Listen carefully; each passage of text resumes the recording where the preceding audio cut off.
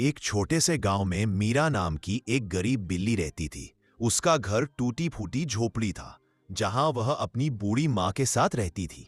रोज का गुजारा भी मुश्किल से होता था, लेकिन मीरा के मन में एक सपना था, एक दिन अमीर बनना, ताकि अपनी माँ को सारी खुशियां दे सके।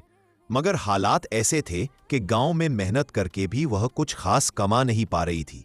एक दिन उसने अपनी माँ से कहा, माँ, मैं इस गरीबी से लड़ना चाहती हूँ, मुझे दुनिया देखने जाना है। माँ की आंखें भर आईं, पर उसने कहा, जा बेटी, अपना सपना पूरा कर, मेरी दुआएं तेरे साथ हैं। और यूं मीरा गांव छोड़कर बड़े शहर की ओर निकल पड़ी। शहर बड़ा था, चमकदार था, पर चुनौतियों से भरा था। कई दिन तक मीरा को खाने तक को नहीं मिलता।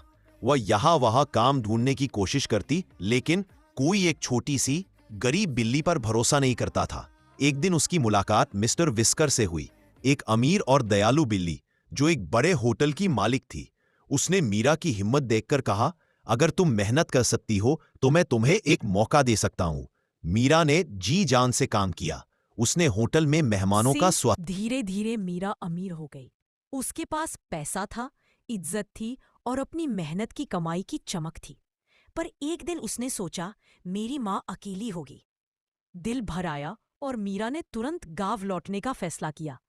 जब वह अमीरी वाले कपड़े पहनकर चमकदार गाड़ी से गांव पहुंची तो लोग उसे देखकर हैरान रह गए।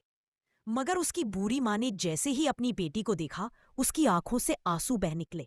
वह बोली, मीरा, तू सच में मेरी मीरा है? तू इतनी अमीर कैसे बन गई? मीरा अपनी माँ से लिपट गई और बोली, मैं अमीर इसलिए नहीं बनी कि दुनिया को दिखा सकूं।